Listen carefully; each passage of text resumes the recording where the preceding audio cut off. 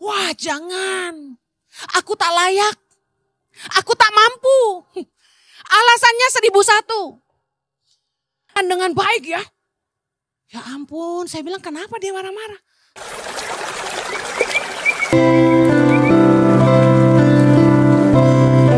Ajarilah kami kebenaran firman-Mu dengan bahasa yang mudah dimengerti, biar Roh Kudus boleh memampukan kami memahami dan menghidupinya dalam hidup kami.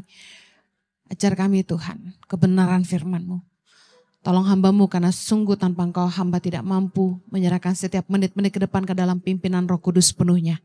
Hanya di dalam nama Yesus berkatilah umat-Mu. Yang siap diberkati Tuhan sama-sama katakan, Amen. Silakan duduk kembali, puji nama Tuhan. Shalom, shalom, shalom. Di bulan-bulan Natal ini, Desember ini kita khotbah dari kisah Natal dengan versi-versi yang berbeda. Sore ini saya akan khotbah tentang bayar harga. Lukas 1, kisah tentang malaikat Gabriel yang mendatangi Maria untuk memberitahukan bahwa dia akan mengandung dari Roh Kudus. Lukas 1, saya akan lompat langsung di ayat ke-28. Ketika malaikat itu masuk ke rumah Maria, ia berkata, "Salam hai engkau yang dikaruniai, Tuhan menyertai engkau." Maria terkejut mendengar perkataan itu, lalu bertanya di dalam hatinya, apakah arti salam itu? Ayat 30. Kata malaikat itu kepadanya, "Jangan takut hai Maria, sebab engkau beroleh kasih karunia di hadapan Allah. Sesungguhnya engkau akan mengandung dan akan melahirkan seorang anak laki-laki. Dan hendaklah engkau menamai dia Yesus. Ia akan menjadi besar dan akan disebut anak Allah yang maha tinggi. Dan Tuhan Allah akan mengaruniakan kepadanya tahta Daud bapa leluhurnya. Dan ia akan menjadi raja atas kaum keturunan Yakub sampai selama-lamanya. Dan kerajaannya tidak akan berkesudahan. Ayat 34. Kata Maria kepada malaikat itu, "Bagaimana hal itu mungkin terjadi? Karena aku belum bersuami." Jawab malaikat itu kepadanya, "Roh Kudus akan turun atasmu dan kuasa Allah yang maha tinggi akan menaungi engkau. Sebab itu anak yang kau lahirkan itu akan disebut kudus anak Allah." Saya lompat di ayat 38. Kata Maria, "Sesungguhnya aku ini adalah hamba Tuhan. Jadilah padaku menurut perkataanmu itu." Lalu malaikat itu meninggalkan dia. Mari lihat pengertian kasih karunia. Karena malaikat berkata kepada Maria bahwa Maria telah mendapat kasih karunia di hadapan Allah dalam ayat 30. Apa arti kasih karunia?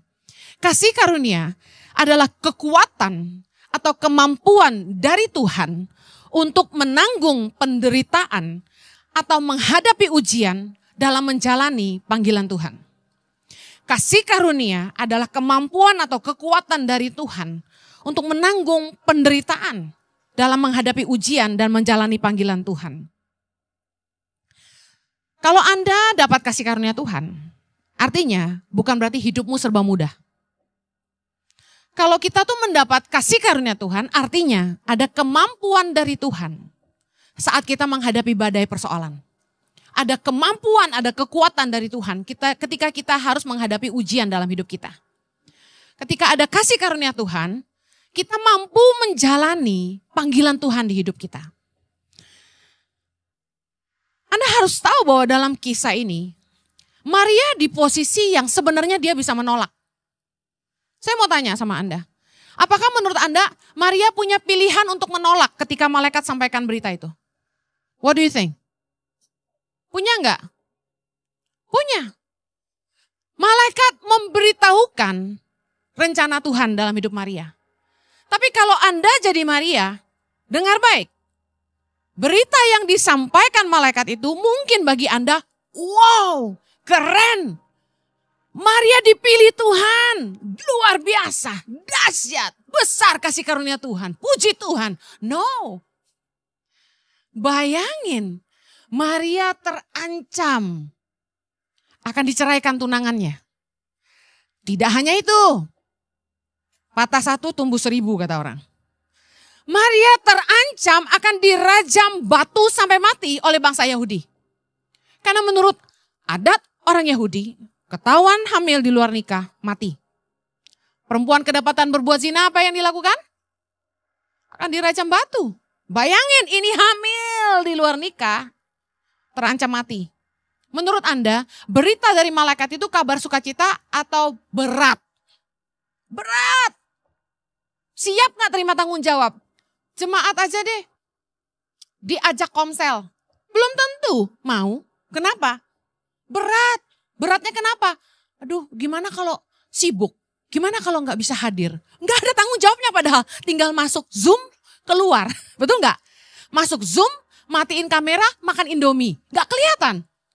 Gak ada tanggung jawabnya. Itu aja berat disuruh ikut komsel. Ada amin? Ayo tobat, daftar Impact Family setelah ini. Iklan.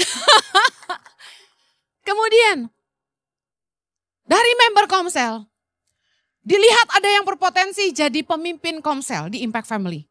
Mulai ditawar-tawarin. Jadi pemimpin ya? Mimpin komsel ya? Kita butuh leader nih di ICI. Wah jangan. Aku tak layak. Aku tak mampu. Alasannya 1001. Itu baru disuruh mimpin komsel yang masya ampun, Anda tuh gak perlu khotbah kayak saya yang kadang-kadang tuh sampai geger otak. Khotbah didengar di YouTube itu bebannya berat. Banyak haters. Banyak ahli Taurat. Belum lagi kalau yang suka motong-motong sembarangan bikin gua tambah masalah. Itu bebannya berat. Bayangin Maria dapat kabar dari malaikat. Engkau akan mengandung dari Roh Kudus. Maria itu manusia kayak kita. Dia juga bisa mikir. Mana mungkin lah gua hamil orang belum punya suami gitu kan. Tantangan kedua. Maria langsung mikir dong. Gak mungkin ada yang percaya sama gua apalagi Kang Ucup. Gak mungkin. Cobalah Tasya, misalnya Felix tidak menyentuh kamu 1 bulan. Terus tiba-tiba kamu bilang, yang aku hamil, anak siapa? Dari Roh Kudus. Percaya gak? Felix deh yang hamba Tuhan, percaya gak Tasya kira-kira? Hah? Gak mungkin kan? Ya pasti gak percaya, Jojo pun gak akan percaya. Jojo, gua tuh bertapa 1 bulan ya, gua berdoa, berpuasa. Tiba-tiba keluar-keluar gua hamil. Seorang pastor Yohanes Kristianus yang kata kalian baik sekali dan murah hati dan panjang sabar itu pasti gak percaya. Saya mau Anda ngerti ini. Beban yang dirasakan Maria. Dia mesti ngomong apa sama Yusuf? Dia mesti cerita bagaimana sama bangsa Yahudi. Saya hamil 5 bulan masih bisa cover lah. Saya pernah dibohongin. Anak perempuan yang ketemu saya, kamu gemuk kan? Iya makannya banyak. Padahal hamil. Aduh, dengar baik. Maria terancam dirajam batu sampai mati. Tawaran malaikat tuh bukan tawaran sebenarnya. Kasih tahu aja. Tapi saya percaya waktu itu Maria punya pilihan untuk bilang, jangan saya Tuhan, jangan saya. Malaikat, kat, jangan saya.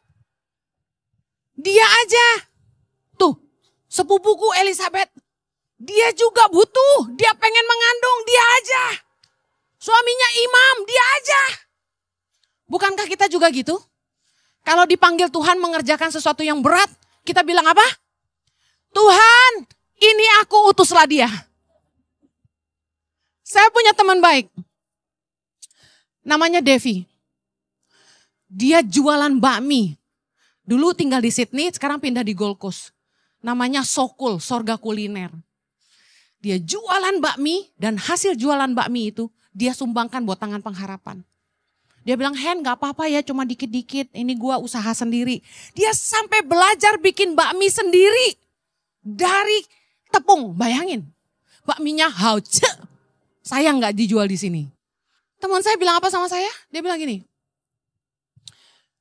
Hen, gua panggilannya bangsa-bangsa, bukan kayak lu. Kalau lu anak-anak pedalaman, kalau gua bangsa-bangsa. Jadi dia tiap kali liburan dia keluar negeri terus. Tapi waktu dia bikinin bakmi buat Tangan Pengharapan, dia bilang gini, inilah bagian gua. Makanya gua selalu berdoa, Tuhan ini aku utuslah Heni, dia bilang. Dan dengan baik ya. Ya ampun, saya bilang kenapa dia marah-marah? Gak apa-apa, dia nyumbang tapi ngancem. Terus Ya saya diam aja Bu. Kasihan staf saya. Kita tuh yayasan dihina-hina orang. Padahal duitnya bukan buat kita kan. Kita nolong orang. Saya kasih tahu. Tanggung jawab Maria dari Tuhan ini. Resiko dan harga bayarnya enggak tertandingkan sama yang kita hadapi. Itu enggak ada apa-apanya lah penderitaan kita. Harga bayarnya saya apa coba? Cuma pulang dari Australia. Ninggalin apa yang kita udah bangun di sana. Maria, harga bayarnya mati. Tapi Maria dengan berani jawab, sesungguhnya aku ini adalah hamba Tuhan. Jadilah padaku menurut perkataanmu itu. Berani enggak kita sehari ini? Ngomong sama Tuhan, menjawab setiap panggilannya dengan perkataan itu. Berapa banyak orang percaya hari ini yang mau berkata ya kepada panggilan Tuhan. Meski tahu harga bayarnya enggak mudah. Banyak orang mau dipakai Tuhan. Tapi enggak banyak orang yang mau bayar harga seperti Maria. 1 Petrus 2 ayat 19. Baca sama-sama. Sebab adalah kasih karunia jika seorang karena sadar akan kehendak Allah menanggung penderitaan yang tidak harus ia tanggung. Perhatikan, karena sadar akan kehendak Allah. Menanggung penderitaan yang tidak harus dia tanggung. Penderitaan seperti apa? Mari kita lihat ayat sebelumnya. 1 Petrus 2. Judul perikopnya menarik. Penderitaan Kristus sebagai teladan. Jadi orang-orang yang tidak mau bayar harga harus baca ini. Ayat 18, baca sama-sama. Hai kamu hamba-hamba, tunduklah dengan penuh ketakutan kepada Tuanmu. Bukan saja kepada mereka yang baik dan peramah, tapi juga kepada yang bengis. Sebab adalah kasih karunia. Jika seorang karena sadar akan kehendak Allah, menanggung penderitaan yang tidak harus ia tanggung. Ayat 20, sebab dapatkah disebut pujian jika kamu menderita pukulan karena kamu berbuat dosa?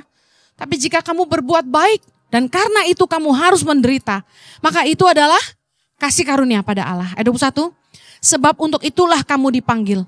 Karena Kristus pun telah menderita untuk kamu dan telah meninggalkan teladan bagimu, supaya kamu mengikuti jejaknya. Seperti apa contohnya dalam hidup kita?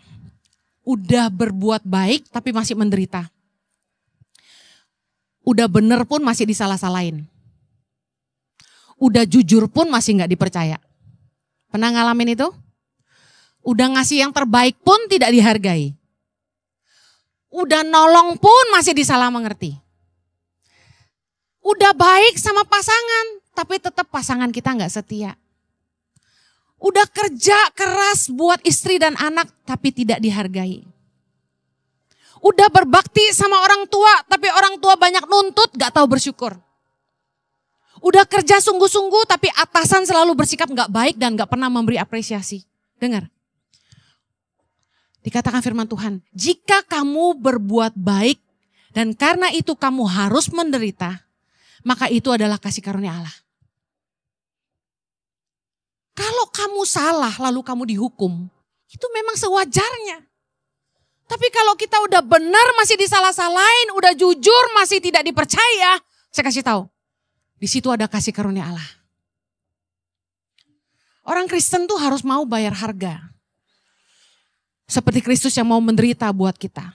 Saya yakin gini, dalam pernikahan, kita pasti berharap kita tuh punya suami atau istri yang gak cuma mau enaknya aja.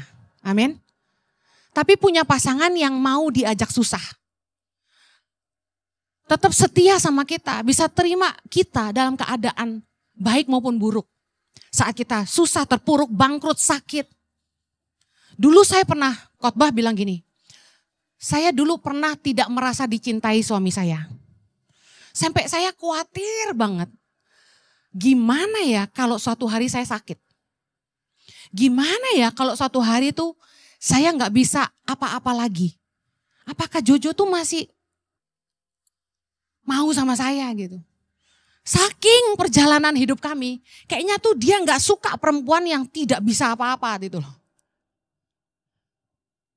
Saya bersyukur makin tua dia makin sayang istri. Amin. Hari ini saya yakin dia sayang sama saya.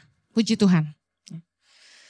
Dalam pernikahan, Seperti kita juga mau, pasangan kita jangan cuma mau enaknya aja. Tapi waktu kita susah sama-sama. Mau bayar harganya sama kita.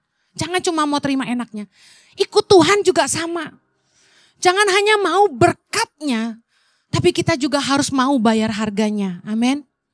Ada orang yang ketemu saya dan bilang gini, kenapa sejak saya melayani Tuhan, malah usaha saya gak jalan? Dia bilang gitu.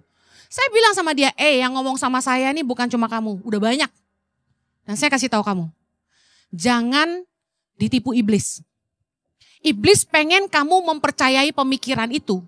Bahwa kalau kamu ikut Tuhan sungguh-sungguh, usahamu bangkrut, usahamu gak jalan, kamu gak diberkati, kamu dikerjain sama setan. Makanya usahamu gagal. Iblis mau kamu mempercayai itu. Tapi saya katakan, kamu tidak boleh mengaminkan itu. Kenapa usahamu tidak jalan? Pertama, karena pandemi. Pandemi itu dialami semua orang. Jangan menyalahkan karena pelayanan, karena dia baru mulai pelayanan waktu pandemi gitu loh. Ya jelas dong, semua orang juga susah lagi pandemi. Bukan karena pelayanannya, tapi karena efek pandemi. Yang kedua, orang susah karena taburan di masa lalu. Mungkin baru terbukanya hari ini. Tuaian itu kan kita nggak tahu waktunya, bener nggak?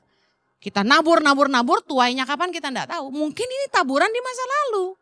Yang ketiga, karena kamu nggak bijaksana, nggak belajar bagaimana bangkit dari keterpurukan. Nggak mau belajar dari orang lain. Jangan dibodohi sama iblis gara-gara pelayanan nih kamu dihabisin. Enggak. Come on. Tapi saya percaya bukan itu case-nya. Tapi waktu kita ikut Tuhan, ini bayar harganya. Setelah kita ikut Tuhan.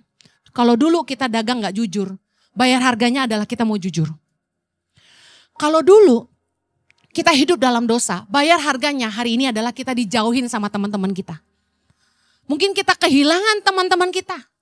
Karena kita sudah gak mau hidup dalam dosa lagi. Itu bayar harga. Untuk hidup kudus harus bayar harga.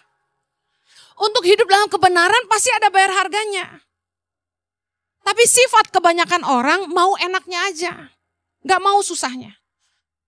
Anda tahu dosa bangsa Israel yang menyakiti hati Tuhan? Namanya sungut-sungut. Jangan suka bersungut-sungut.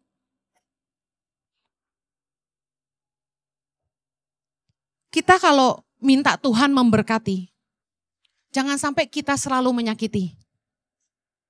Kita nyakitin hati Tuhan. Saya gemes sama beberapa orang yang, Bu Heni, bisnis saya nggak jalan, bisnis saya susah. Doain dong. Saya doain. Tapi saya heran, kok Tuhan nggak jawab-jawab? Kok usahanya sepi terus? Kok hidupnya kere terus? Waktu berjalan. Tiba-tiba apa yang saya temukan? Gak hidup dalam kebenaran. Sama istri gak setia. Udah susah aja banyak tingkah. Orang tuh kalau udah susah tuh bertobat. Jangan malah ngobat. Amen. Dosanya kumat-kumat tuh. Jadi bikin gemes kan. Jadi kayak gue yang berasa doa gue ngacun gitu loh. Ngerti gak sih jadi pendeta? Jadi kayak berasa, kau tak dengar doaku Tuhan, malu aku, ya kan? Ternyata baru tersingkap, kenapa pintu berkat itu tertutup? Suami istri gak sehati. Gak hidup dalam kesetiaan pernikahan. Gimana Tuhan mau berkati? Kadang-kadang Tuhan izinkan ujian datang dalam hidup kita untuk membuat kita tersudut dan mencari Tuhan. Tuhan tutup pintu kanan, kiri, bawah supaya kita lihat ke atas.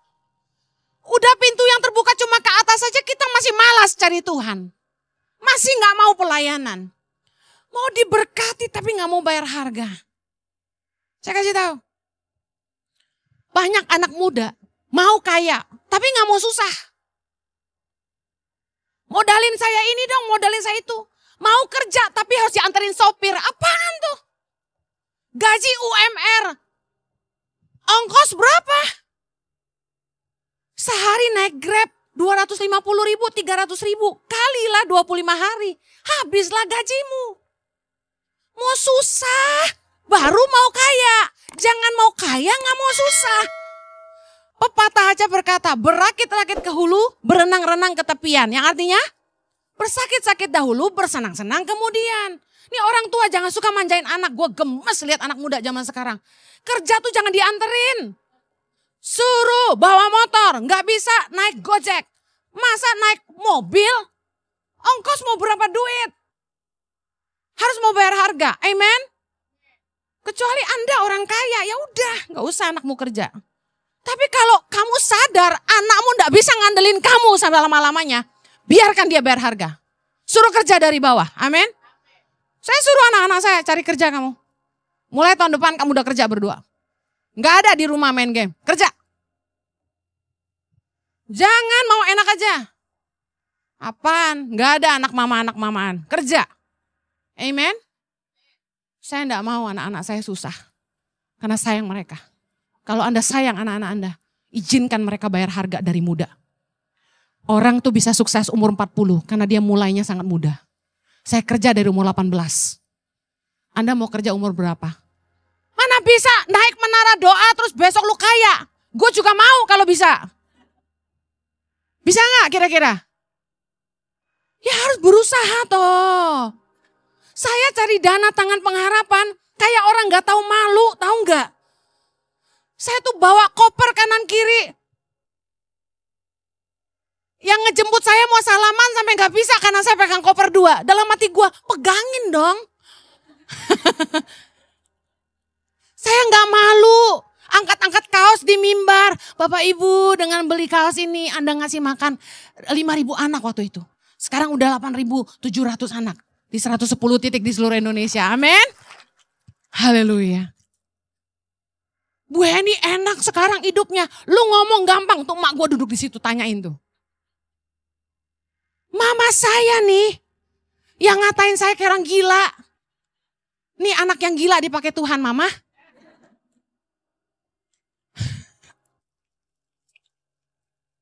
Saya pulang liburan dari Australia. Cuma bawa koper isi baju 1 doang. Bawa anak 2 kembar liburan di rumah mama saya. Tiba-tiba saya ngomong sama mama saya, "Ma, aku gak balik ke Australia, aku mau tinggal di Indonesia." Dimarahin saya. Lu gila, katanya. Orang kalau bisa ke Australia, semua mau ke Australia. Mau gak Anda ke Australia? Dapat permanen resident Australia mau gak? Amin, sesuai imanmu. Indonesia butuh kamu. Saya aja pulang, masa kamu pergi? Tapi saya kasih tahu, orang harus mau bayar harga. Kesuksesan itu enggak jatuh dari langit. Harus ada taburan-taburan, sakit-sakit dulu. Eka udah sakitnya banyak. Orang cuma lihat kita nuai hari ini. Orang cuma lihat enak ya. Anda tahu enggak berapa banyak penghinaan yang saya terima? Anda mau sehat harus bayar harga. Harus jaga makan, jaga mulut. Jangan minum alkohol terus. Jangan ngerokok terus. Tidur kurang terus. Gimana mau sehat? Gak mau olahraga alasannya. Gua mah gak bisa olahraga. Gua kalau stres makan. Makan dah tuh. Orang kerja. Mau dipromosi tapi tidak berprestasi. Nuntut naik gaji tapi tidak berkontribusi. Kumaha eta? Amsal 22:29. Pernahkah engkau melihat orang yang cakap dalam pekerjaannya? Katakan cakap dalam pekerjaannya. Di hadapan raja-raja ia akan berdiri. Bukan di hadapan orang-orang yang hina. Artinya yang dipromosi itu adalah orang-orang yang excellent, skillful, cakap, berguna, berkontribusi, berprestasi. Katakan amin.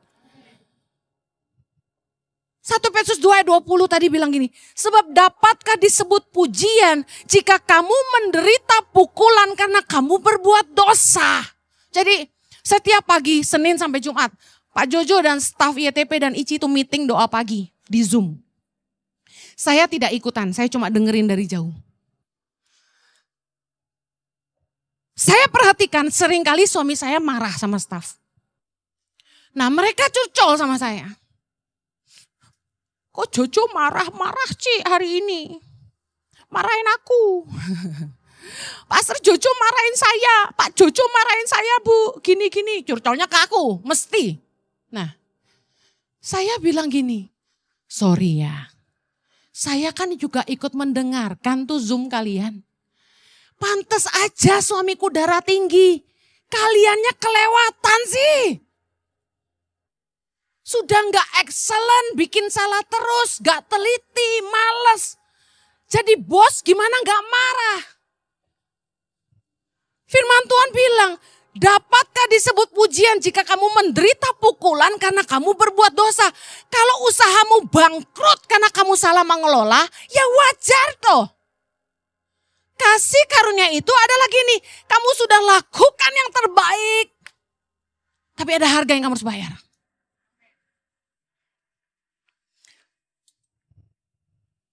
Dengar, mari belajar dari ketaatan Maria. Ketika dia mau melakukan kehendak Allah dan berkata kepada malaikat Gabriel, sungguhnya aku ini hamba Tuhan. Terjadilah padaku menurut perkataanmu. Dia sadar ada harga yang dia harus bayar. Ketaatan Maria membawa dia kepada suatu pengorbanan harga bayar yang sangat mahal. Saya yakin kalau Anda bisa gambarkan itu di pikiranmu seperti film. Perjuangan Maria tuh gak mudah.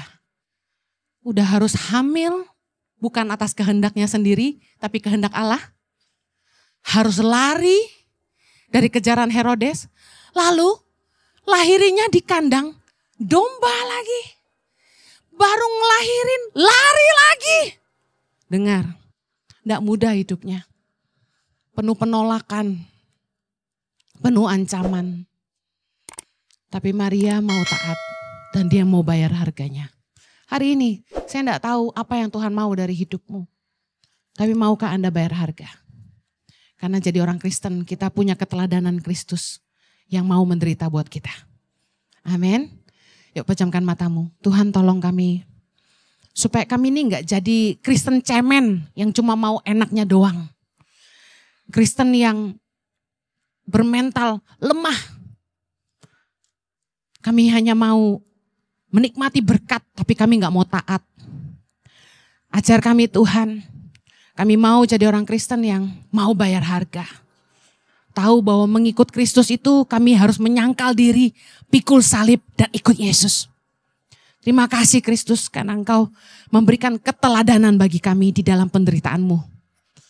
Kami tahu bahwa kemuliaan yang Engkau peroleh adalah karena salibmu. Ajar kami orang-orang percaya hari ini untuk mau bayar harga juga. Kami percaya Tuhan akan memperlihatkan kepada kami kemuliaan atas semua salib yang kami harus pikul.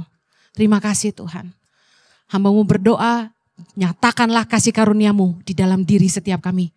Supaya di saat kami harus menghadapi setiap penderitaan yang seizin Tuhan, ada kekuatan untuk kami menanggungnya. Di dalam nama Yesus kami berdoa. Amen. Terus menang, terus semangat. God bless you.